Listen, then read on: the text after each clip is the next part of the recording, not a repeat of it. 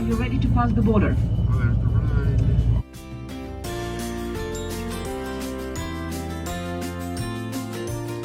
And why do they migrate in warmer countries? Just to find food, of course. During the winter time, they only eat meat, they eat animals. Council of Europe, founded in 1949 by 10 European democracies to preserve peace, democracy, human rights in order to avoid another war. People here had 3 wars versus the Germans in less than 75 years. Completed to remind that the European construction is an ongoing process. And the left part of the building, can you see the big dome covering the left part? There's a big dome. Try to figure out that under this dome there is a big hemicycle, a plenary room where the 705 members of the European Parliament, representing these 27 member countries, sit from the far left to the far right according to the political groups they belong to, and they vote for the laws of the EU.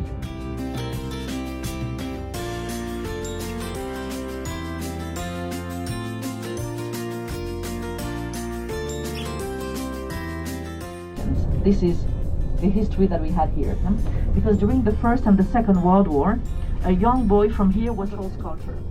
To the right hand side, the post office, which is not the post office anymore. There are going to be apartments in there, but look how huge this building is. It looks like a castle of the Middle Ages. You have a picture there.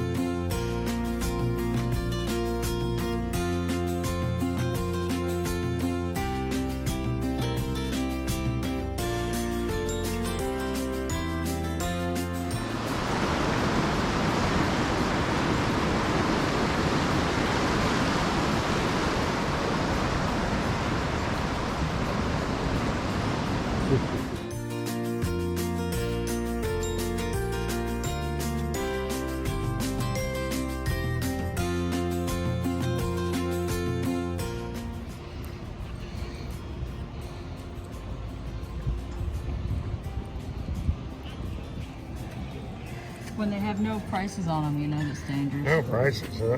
Yeah. Oh no. Can't do it.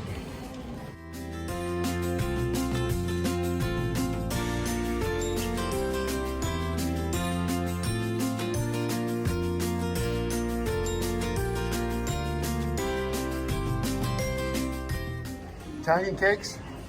No. Ah. This is like torrone. I don't know how you say.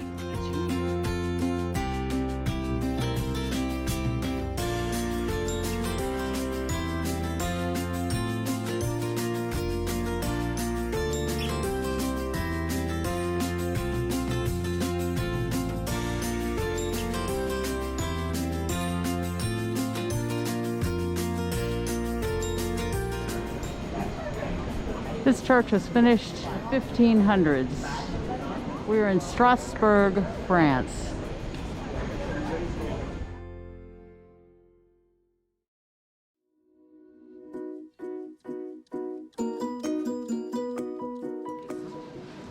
Dynamic, very dynamic tour. Sorry, now you have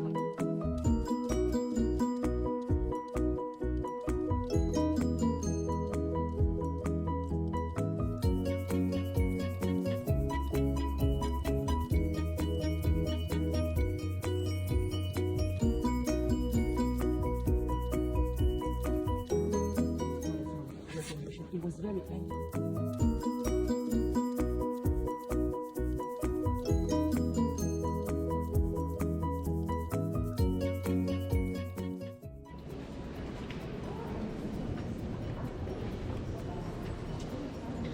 So this is an astronomical clock that was developed in 1500s, but the middles of it, the insides jammed, and the 1800s it had to be, insides had to be rebuilt. The sky right now, and the chariots have the days of the week, depending on the Greek gods. And then the angels will strike once, and then the child at the top will strike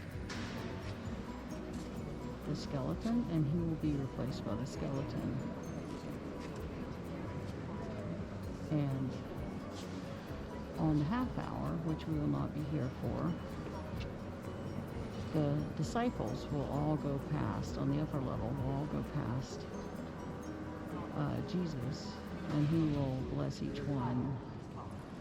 And the crow will crow 3 times. There it goes, ding, dong. And then he will go by, and the teenager will come out.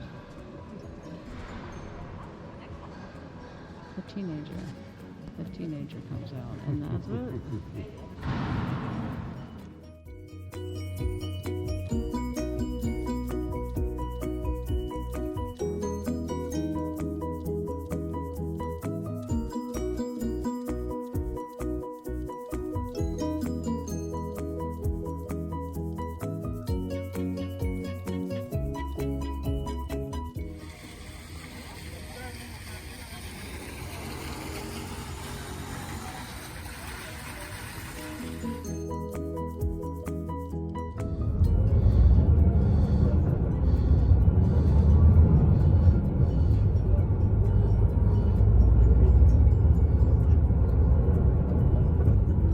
To the left hand side, this is the Russian consulate, and in this avenue on the left hand side you have lots of others, and the Italy is not far away from here. And we also have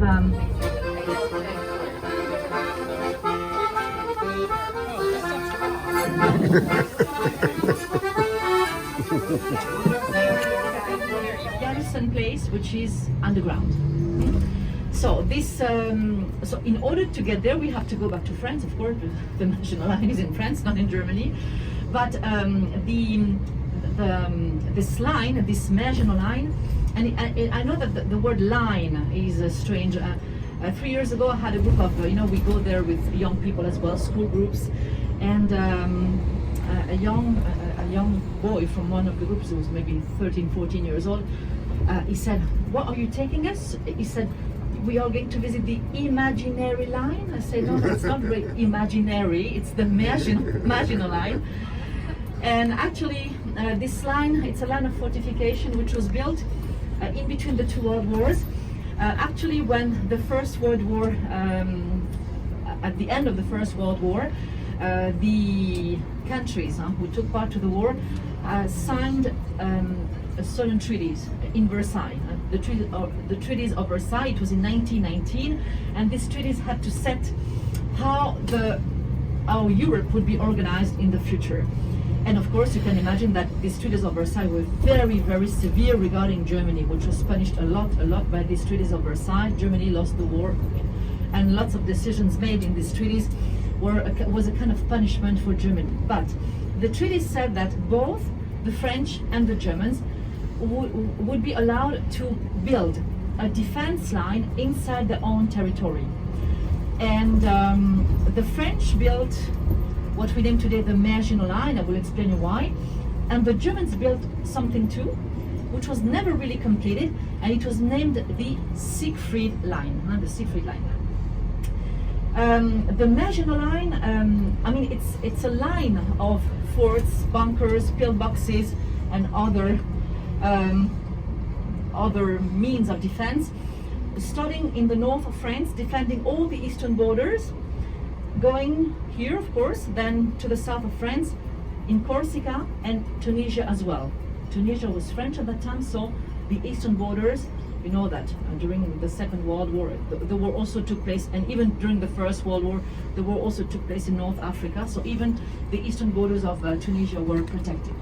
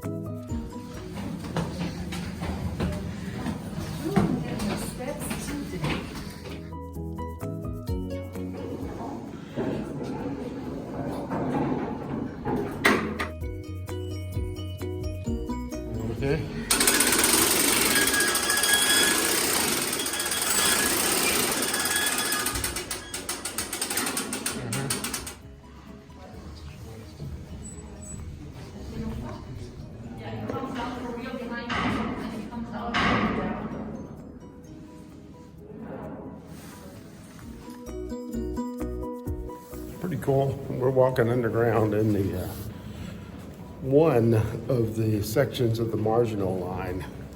And this particular tunnel was used to lift the munitions and other material they needed for this fortress. So really the Marginot line was a series of underground fortresses that had a range of 10 miles on either side, all the way around.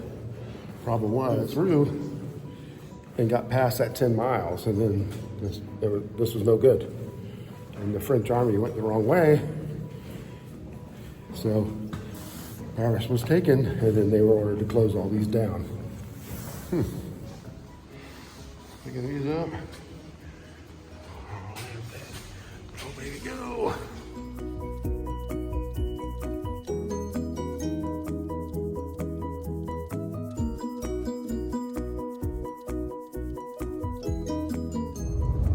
And you have more here on the left hand side. They're very good. A season of asparagus, so from April to June, you can buy them peeled now, so it saves you 30 minutes in the evening. It's very nice. And of course we also have vineyards. It's very impressive to be close to. Well, you have some, oh yes, behind you still have it, there to the right. But it's going to be harvested soon. But you cannot see, of course, we are driving, but the flower of hops is like...